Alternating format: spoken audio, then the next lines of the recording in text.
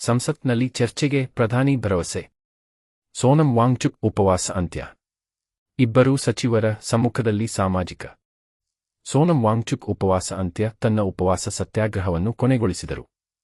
ತಡರಾತ್ರಿ ಸಾಮಾಜಿಕ ಮಾಧ್ಯಮ ಪೋಸ್ಟ್ನಲ್ಲಿ ಪ್ರಧಾನಿ ಮೋದಿ ಶುಕ್ರವಾರ ಕ್ಯಾಬಿನೆಟ್ ಪ್ರಶ್ನೆ ಪತ್ರಿಕೆ ಸೋರಿಕೆ ವಿಷಯವನ್ನು ಚರ್ಚಿಸಲಿದೆ ಎಂದು ಹೇಳಿದ್ದಾರೆ.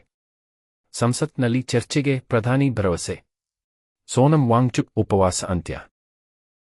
ನೀಟ್ ಅಕ್ರಮಗಳಿಗೆ ಸಂಬಂಧಿಸಿದಂತೆ ಕೇಂದ್ರ ಶಿಕ್ಷಣ ಸಚಿವ ಧರ್ಮೇಂದ್ರ ಪ್ರಧಾನ್ ಅವರ ರಾಜೀನಾಮೆಗೆ ಒತ್ತಾಯಿಸಿ ಉಪವಾಸ ಸತ್ಯಾಗ್ರಹ ನಡೆಸುತ್ತಿದ್ದ ಕಾರ್ಯಕರ್ತೆ ಸೋನಂ ವಾಂಗ್ಚುಕ್ ಗುರುವಾರ ರಾತ್ರಿ ತಮ್ಮ ಉಪವಾಸ ಸತ್ಯಾಗ್ರಹವನ್ನು ಕೊನೆಗೊಳಿಸಿದರು. ಪ್ರಧಾನಿ ನರೇಂದ್ರ ಮೋದಿ ಅವರು ತಮ್ಮ ಎಕ್ಸ್ ಮತ್ತು ಇನ್ಸ್ಟಾಗ್ರಾಂ ಖಾತೆಗಳಲ್ಲಿ ತಡರಾತ್ರಿ ಪೋಸ್ಟ್ ಮಾಡಿದ ವಿಡಿಯೋ ಸಂದೇಶದಲ್ಲಿ, ಶುಕ್ರವಾರ ನಡೆಯಲಿರುವ ಸಚಿವ ಸಂಪುಟ ಸಭೆಯಲ್ಲಿ ಸರ್ಕಾರ ನೀಟ್ ಪ್ರಶ್ನೆ ಪತ್ರಿಕೆ ಸೋರಿಕೆಯ ಬಗ್ಗೆ ಚರ್ಚಿಸಲಿದೆ ಮತ್ತು ಮುಂದಿನ ವಾರ ಸಂಸತ್ತಿನಲ್ಲಿ ಮಸೂದೆಯನ್ನು ತರಲಿದೆ ಎಂದು ಭರವಸೆ ನೀಡಿದ್ದರೂ ಸಹ ಈ ಕ್ರಮ ಕೈಗೊಳ್ಳಲಾಗಿದೆ. ನಾಳೆಯ ಸಂಪುಟ ಸಭೆಯಲ್ಲಿ ಪ್ರಶ್ನೆ ಪತ್ರಿಕೆ ಸೋರಿಕೆಯ ವಿರುದ್ಧ ಹೆಚ್ಚು ಕಠಿಣ ಕ್ರಮಗಳು ಬರಲಿವೆ ಎಂದು ಮೋದಿ ತಮ್ಮ ಪೋಸ್ಟ್ನಲ್ಲಿ ತಿಳಿಸಿದ್ದಾರೆ. ವಿದ್ಯಾರ್ಥಿಗಳ ಮೇಲಿನ ಪ್ರಕರಣಗಳು ಹಿಂಸಾತ್ಮಕವಾಗಿಲ್ಲದಿದ್ದರೆ ಅವುಗಳನ್ನು ಹಿಂದಕ್ಕೆ ಪಡೆಯಲಾಗುವುದು ಎಂದು ಸರ್ಕಾರ ಲಿಖಿತ ಭರವಸೆ ನೀಡುವುದರೊಂದಿಗೆ ಅವರು ಕೆಲವು ಷರತ್ತುಗಳ ಮೇಲೆ ಉಪವಾಸ ಮುರಿದರು ಎಂದು ದೋರ್ಜೆ ಹೇಳಿದರು. ಆತ್ಮಹತ್ಯೆ ಮಾಡಿಕೊಂಡವರ ಕುಟುಂಬಗಳಿಗೆ ಪರಿಹಾರವನ್ನು ಪರಿಗಣಿಸುವುದಾಗಿ ಸರ್ಕಾರ ಹೇಳಿದೆ ಎಂದು ಅವರು ಹೇಳಿದರು. ಕೇಂದ್ರವು ಉನ್ನತ ಶಿಕ್ಷಣ ಕಾರ್ಯದರ್ಶಿ ವಿನೀತ್ ಜೋಶಿ ಅವರನ್ನು ಪಂಚಾಯತ್ ರಾಜ್ ಸಚಿವಾಲಯಕ್ಕೆ ವರ್ಗಾಯಿಸಿದ ಸ್ವಲ್ಪ ಸಮಯದ ನಂತರ ಈ ಬೆಳವಣಿಗೆಗಳು ಸಂಭವಿಸಿವೆ. ಏತನ್ಮಧ್ಯೆ ಸಿಜೆಪಿ ನಾಯಕರು ಶುಕ್ರವಾರ ಕೇಂದ್ರ ಸಚಿವರಾದ ಜೆಪಿ ನಡ್ಡಾ ಮತ್ತು ಜಿತೇಂದ್ರ ಸಿಂಗ್ ಅವರನ್ನು ಭೇಟಿ ಮಾಡಬಹುದು ಎಂದು ಸರ್ಕಾರಿ ಮೂಲಗಳು ತಿಳಿಸಿವೆ. ಸಭೆಯ ಕುರಿತು ಸಿಜೆಪಿಯಿಂದ ಪ್ರತಿಕ್ರಿಯೆ ನಿರೀಕ್ಷಿಸಲಾಗಿದೆ. देर रात मुझे मुसद्दा भी दे दिया. फास्ट ट्रैक कोर्ट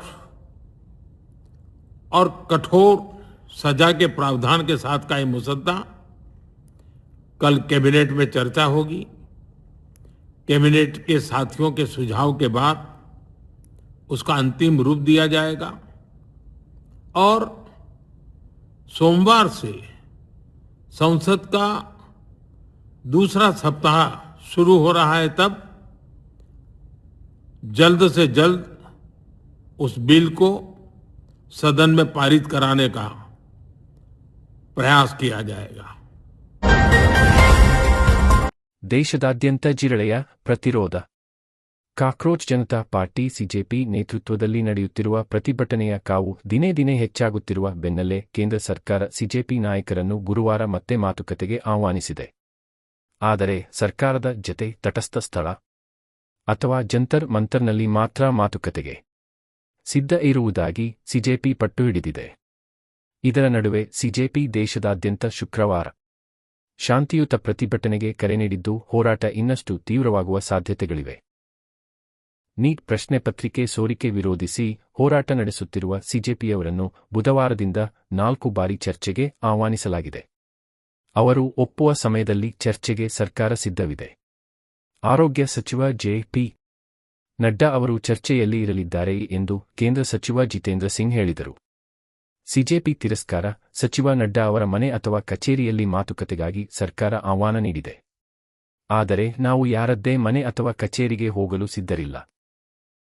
ಅವರು ಮಾತನಾಡಲು ಬಯಸಿದರೆ ಜಂತರ್ ಮಂತರ್ಗೆ ಬಂದು ಇಲ್ಲಿಯೇ ಮಾತುಕತೆ ನಡೆಸಲಿ ಎಂದು ಸಿಜೆಪಿ ಮುಖ್ಯ ವಕ್ತಾರ ಸೌರವ್ ದಾಸ್ ಪ್ರತಿಕ್ರಿಯಿಸಿದರು. ಜಂತರ್ ಮಂತರ್ನಲ್ಲಿ ಜನತಾ ದರ್ಬಾರ್ ನಡೆಯುತ್ತಿದೆ. ಸಚಿವರು ಚರ್ಚಿಸಲು ಬಯಸಿದರೆ ಜನರ ಬಳಿಗೆ ಬರಬೇಕು. ಜಂತರ್ ಮಂತರ್ನಲ್ಲೇ ಚರ್ಚೆ ನಡೆಸಬೇಕು ಎಂದು ಅವರು ಒತ್ತಾಯಿಸಿದರು. मध्यप्रदेश में प्रोटेस्ट हो रहा है, बेंगलोर में प्रोटेस्ट हो रहा है, चेन्नई में प्रोटेस्ट हो रहा है. इस देश के ಸಿಎಸ್ಆರ್ ನಿಧಿ ದುರ್ಬಳಕೆ ತಡೆಗೆ ತಂಡ. ಮುಖ್ಯಮಂತ್ರಿ ಡಿ.ಕೆ. ಶಿವಕುಮಾರ್ ರಾಜ್ಯದಲ್ಲಿನ ಕಾರ್ಪೊರೇಟ್ ಸಾಮಾಜಿಕ ಹೊಣೆಗಾರಿಕೆ ಸಿಎಸ್ಆರ್ ಯೋಜನೆಗಳಲ್ಲಿನ ನಿಧಿಯ ದುರ್ಬಳಕೆ ತಡೆಯಲು ಪ್ರತ್ಯೇಕವಾದ ತಂಡ ರಚಿಸಲಾಗುವುದು ಎಂದು ಮುಖ್ಯಮಂತ್ರಿ ಡಿ.ಕೆ. ಶಿವಕುಮಾರ್ ಗುರುವಾರ ಹೇಳಿದರು. ಕರ್ನಾಟಕ ವಾಣಿಜ್ಯ ಮತ್ತು ಕೈಗಾರಿಕಾ ಮಹಾಸಂಸ್ಥೆ ಎಫ್ಕೆಸಿಸಿಐ ಗುರುವಾರ ಆಯೋಜಿಸಿದ್ದ ಜಾಗತಿಕ ಸಿಎಸ್ಆರ್ ಮತ್ತು ಸುಸ್ಥಿರತಾ ಶೃಂಗಸಭೆ 2026 ಅನ್ನು ಉದ್ಘಾಟಿಸಿ ಅವರು ಮಾತನಾಡಿದರು. ರಾಜ್ಯದಲ್ಲಿ ಸುಮಾರು ರೂಪಾಯಿ 10,000 ಕೋಟಿಯಷ್ಟು ಸಿಎಸ್ಆರ್ ನಿಧಿ ಇದ್ದು, ಇದರ ಪ್ರತಿ ಪೈಸೆ ಕೂಡ ಗ್ರಾಮೀಣ ಭಾಗದ ಪ್ರಾಥಮಿಕ ಶಿಕ್ಷಣಕ್ಕೆ ವಿನಿಯೋಗವಾಗಬೇಕು. ಆದರೆ 50% ಉದ್ಯಮಿಗಳು ಈ ಸಿಎಸ್ಆರ್ ನಿಧಿ ದುರುಪಯೋಗ ಮಾಡುತ್ತಿದ್ದಾರೆ. ಹೀಗಾಗಿ ಅಧಿಕಾರಿಗಳ ತಂಡ ನೇಮಿಸಿ ಹಣವನ್ನು ಎಲ್ಲೆಲ್ಲಿ ಬಳಸಲಾಗುತ್ತಿದೆ ಎಂದು ಪರಿಶೀಲಿಸಲಾಗುವುದು ಎಂದು ತಿಳಿಸಿದರು. ಪ್ರಾಥಮಿಕ ಶಾಲಾ ಶಿಕ್ಷಣವನ್ನು ಸದೃಢಗೊಳಿಸಲು ಕೈಗಾರಿಕೆಗಳು ತಮ್ಮ ಸಿಎಸ್ಆರ್ ನಿಧಿಯನ್ನು ಬಳಸಿ ಗ್ರಾಮೀಣ ಭಾಗದಲ್ಲಿ ಅತ್ಯುತ್ತಮ ಮೂಲಸೌಕರ್ಯ ಇರುವ ಶಾಲೆಗಳನ್ನು ನಿರ್ಮಿಸಬೇಕು. ಗ್ರಾಮೀಣ ಭಾಗದ ಮಕ್ಕಳಿಗೆ ನಗರ ಪ್ರದೇಶಗಳಲ್ಲಿ ಸಿಗುವಂತಹ ಗುಣಮಟ್ಟದ ಶಿಕ್ಷಣ ಸಿಗಬೇಕು ಎಂದರು. ಕಾರ್ಪೊರೇಟ್ ಕಂಪನಿಗಳು ನಮಗೆ ಹಣ ನೀಡಬೇಕಿಲ್ಲ, ನೀವೇ ಹಣ ಹಾಕಿ ಶಾಲೆಗಳನ್ನು ನಿರ್ಮಿಸಿ. ಅಲ್ಲದೆ ಶಾಲೆಗೆ ನಿಮ್ಮ ಹೆಸರನ್ನು ಸೇರಿಸಿ. ಟೊಯೋಟಾ ಸೇರಿದಂತೆ ಕೆಲವು ಕಂಪನಿಗಳು ಶಾಲೆಗಳನ್ನು ನಿರ್ಮಿಸುತ್ತಿವೆ. ಇದರಿಂದ ಮಕ್ಕಳಿಗೆ ಉತ್ತಮ ಶಿಕ್ಷಣ ದೊರೆಯುವುದಲ್ಲದೆ ಕಂಪನಿಗಳಿಗೆ ಒಳ್ಳೆಯ ಹೆಸರು ಬರುತ್ತದೆ ಎಂದರು. ಕಾರ್ಯಕ್ರಮದಲ್ಲಿ ಎಫ್ಕೆಸಿಸಿಐನ ಅಧ್ಯಕ್ಷೆ ಉಮಾರೆಡ್ಡಿ, ಹಿರಿಯ ಉಪಾಧ್ಯಕ್ಷ ಟಿ. ಸಾಯಿರಾಮ್ ಪ್ರಸಾದ್, ಮಾಜಿ ಅಧ್ಯಕ್ಷ ಎಂ.ಜಿ. ಬಾಲಕೃಷ್ಣ, ಇಸ್ರೇಲ್ನ ಕೌನ್ಸಿಲ್ ಜನರಲ್, ದಕ್ಷಿಣ ಭಾರತ ಓರ್ಲಿ ವೈಟ್ಮನ್ ಲುಟ್ರಾ ಸಮೂಹದ ಅಧ್ಯಕ್ಷ ಗಿರೀಶ್ ಲುಟ್ರಾ ಹಾಗೂ ಇತರರಿದ್ದರು.